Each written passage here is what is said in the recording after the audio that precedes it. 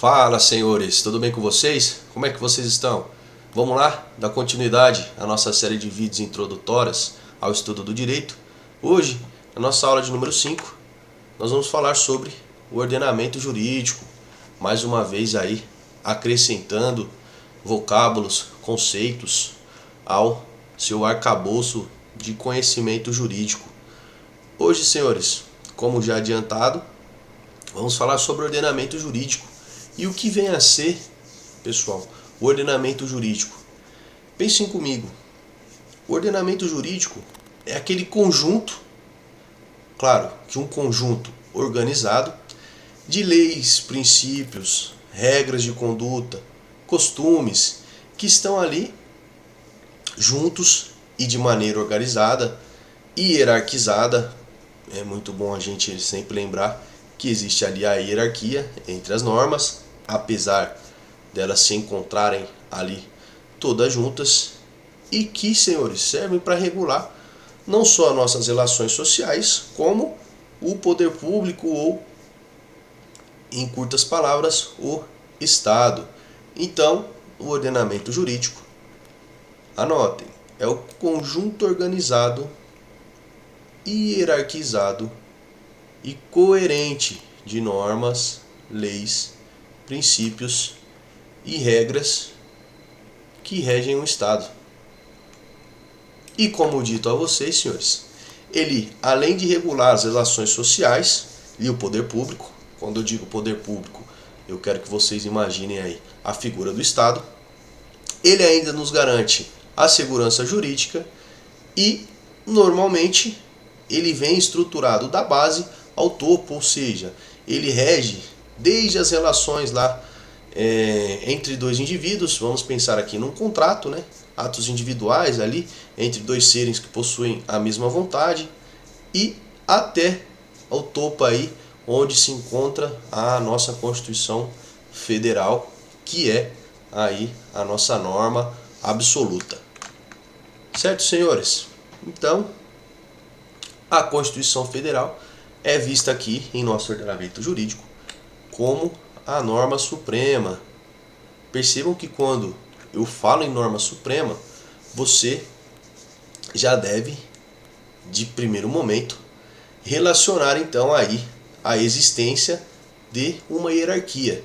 Pois se eu tenho uma norma lá no topo, uma norma como suprema, eu também terei uma norma ali na base, como infraconstitucional, né? Está abaixo da Constituição.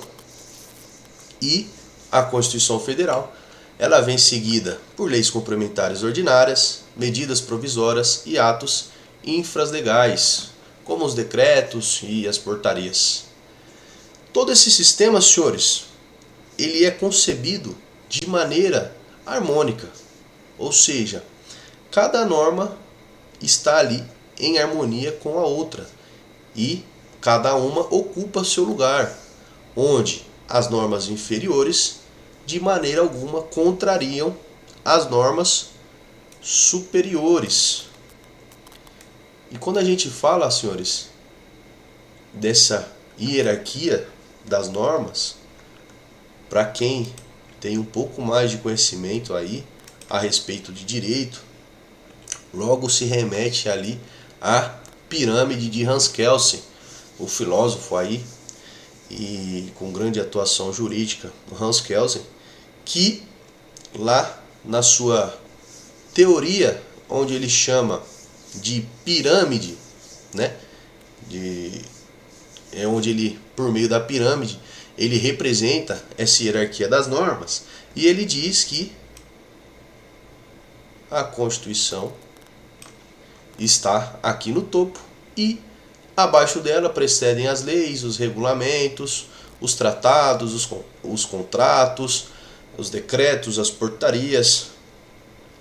E eu quero que vocês notem aí, então, que apesar do ordenamento jurídico ser ali um aglomerado de leis, de tratados, costumes e decretos de portarias e normas infralegais afins, ele há, né, a hierarquia entre as normas. Ou seja, apesar de ser harmônico, é uma fila indiana, senhores.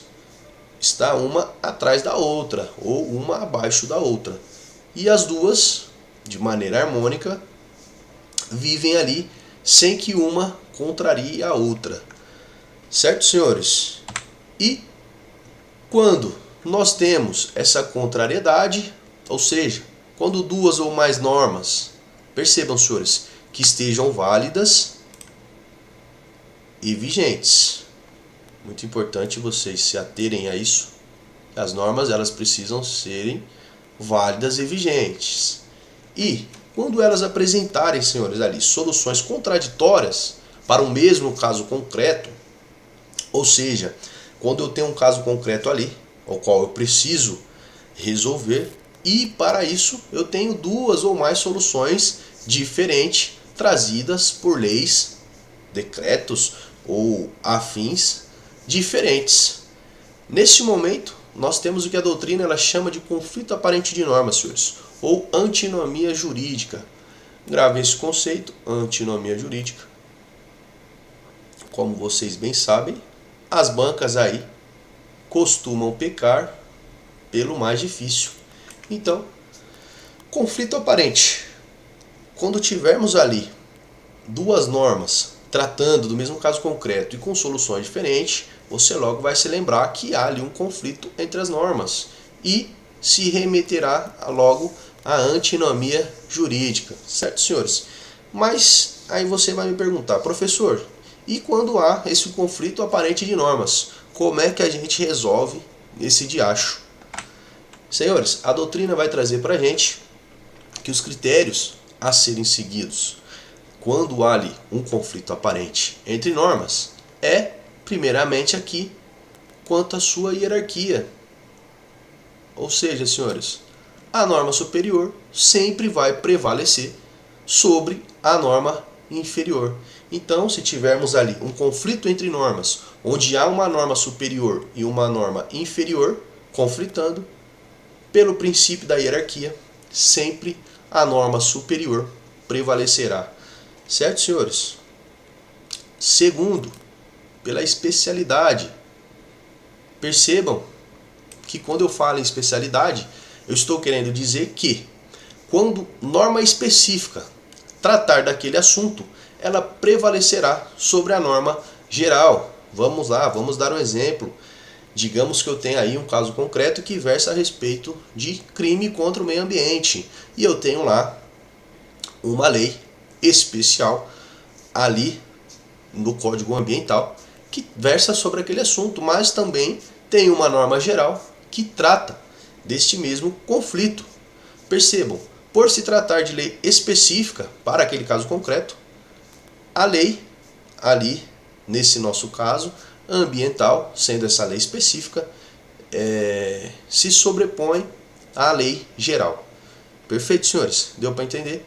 E por fim, por último e não menos importante, quanto à sua cronologia, senhores, onde a lei nova, ou seja, a lei atual, prevalecerá sobre a lei antiga. Então, estou diante de um conflito onde duas leis versam sobre o mesmo caso concreto, porém eu tenho uma lei mais nova e do outro lado uma lei antiga. A lei nova sempre estará acima, à frente da lei antiga. Certo, senhores? E para que a gente finalize aqui esse assunto, que é bem curto, bem fácil, bem simples, mas eu acho de grande valia trazer aqui para os senhores, até para que a gente conheça, esteja familiarizado com o termo, quando lermos aí ordenamento jurídico, nós, depois dessa aula, saberemos o que é, como funciona, por que funciona e quais as suas características. E para finalizar a nossa aula de hoje, o objetivo central do ordenamento jurídico é a pacificação social, organizando o comportamento humano e solucionando conflitos de forma justa e uniforme. E assim, senhores, nós encerramos a nossa aula de hoje. Espero que vocês tenham gostado. Deixe aí o seu feedback nos comentários. O que você achou da aula, se ficou em dúvida alguma coisa, deixa nos comentários aí que a gente vai debater e tentar chegar na melhor resposta, na melhor solução possível. Senhores, muito obrigado a todos vocês que estão compartilhando, curtindo e comentando os meus vídeos, e vejo vocês no próximo vídeo, onde nós daremos continuidade ao nosso curso introdutório ao estudo do direito. Até mais, abraço!